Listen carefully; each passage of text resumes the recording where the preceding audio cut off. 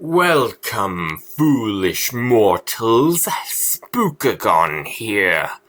As you delve into our delights, October 2024 is bound for your frights. Full Sail's little fool Herogon is now locked up at my very own alma mater, of which all humans are in closets scattered. Fearlog, the most ghoulish college upon the spooky realm, with me at its student helm. Level design 1 was fun, but now the fears are done. You're all just inside the clock's gears as little cogs. With that said, let's jump into the undead grave of the Fearlog.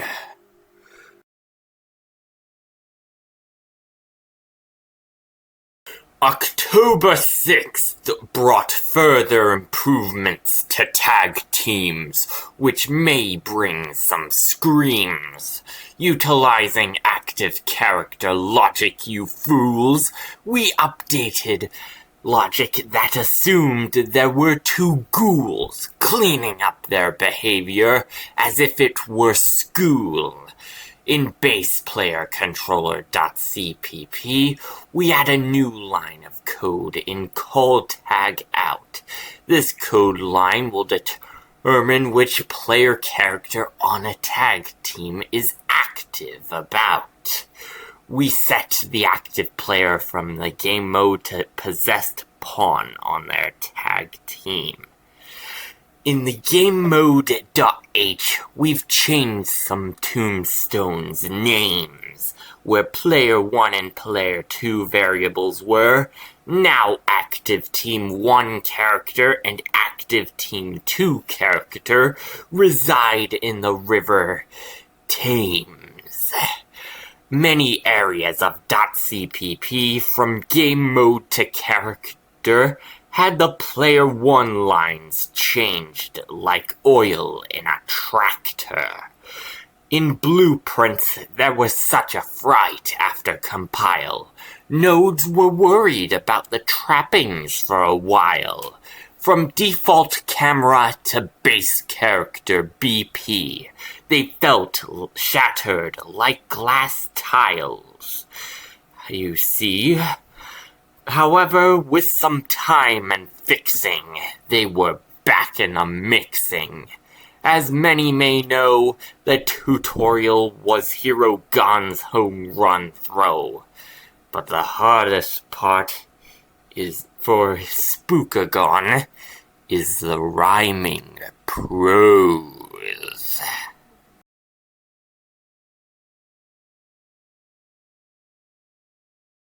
October 13th saw Sean the Bro creating more AI tasks, all behind our fearless masks. Practice states become tasks, and the AI controller performance becomes less of a big ask. First, we created new code classes for the AI tasks, for crouching or blocking our character's body mass. The .h of each spot has quite similar dots. Execute task and AI task functions come to mind, and copy-pasting our code can be kind. In the .cpp of our new tasks, they all use similar masks in their function of execute task. If there's a possessed AI controller, we force our player controller to input its action and succeed.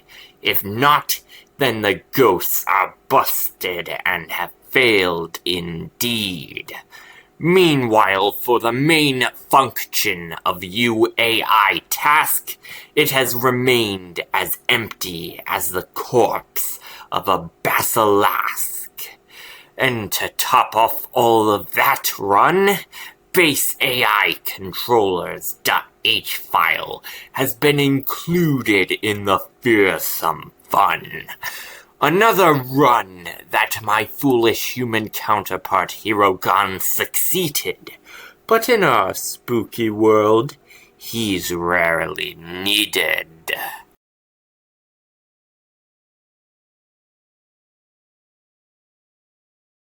October 20th was a call for the sounds of spiders, as Sean the Bro handled improving audio sliders. First to note was a new function. Display active slider gave things some gumption. With for each loop of an array of sliders, we inserted the loop body into our branch.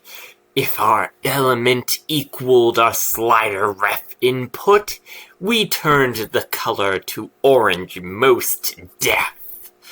Otherwise, we changed the color back to white and waited for our next movement of down, not of right. Within the event graph, we've added the function display chosen slider values at the end of this metaphorical epitaph. Then we move on to the function move selection. After determining which button to focus on, we check if the button reference is valid. If it's valid, we set the displayed active slider as empty. If not, we then determine the slider to focus.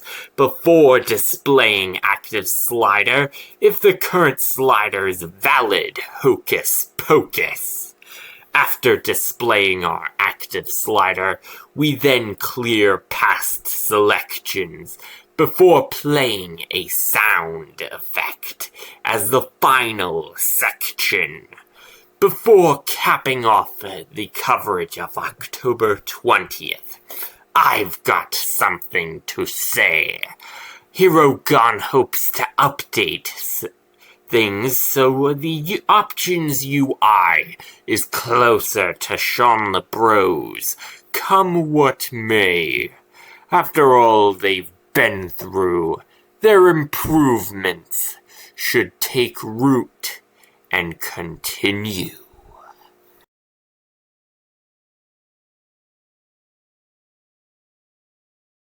October 27th saw the start of something new from Sean the Bro. It brings players together. We're starting the implementation of rollback netcode from GGPO. In the GameMode.h file, we've got 3 new functions worth our while. Cheat freeze game freezes our game at current frame using a boolean to decide, while cheat advance frame advances before freezing again by 1 frame when you try. To freeze our game at the current frame junction, we must have the cheat freeze on frame function.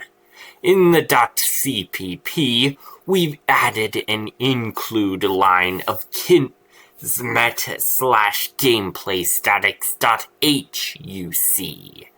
In every function, we use the setGamePaused function inside, albeit in different junctions. In Cheat Freeze Game, we set the game to pause, depending on the boolean should freeze as its name. Cheat Advance Frame defaults set game paused to false before getting the World Timer Manager.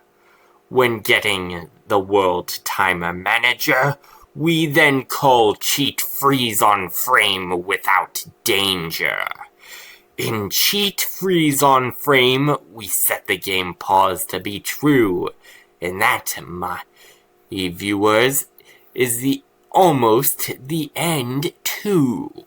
Via the Cheats menu, our work from October 27th is completed. Alas, there's much more work for GGPO netcode to be seeded.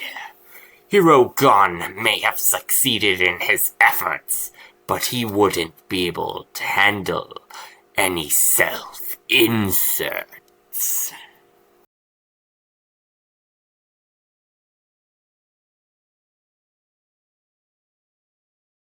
Upon this month of Hallows, I've crept into the gallows, giving people their frights, while my superiors above eat gummy brains and sip on wine blood drains. The real lurkers have their just delights. But now I'll have to take my leave soon, so dear undead, remember me forever in the light of the moon. Credit again goes to Sean the Bro for all his work, which my foolish human counterpart has enjoyed going through this past month. It has been a lovely backbone for his Fearlog content, and I'm sure he's thankful that I've taken this month's brunt. I hope he can fail when working with Unreal Engine. With all that said, Herogon hopes you don't like this video, so don't comment, dislike, and unsubscribe below if you have not already. I have been Spookagon, and you have been your undead, unfrightening self.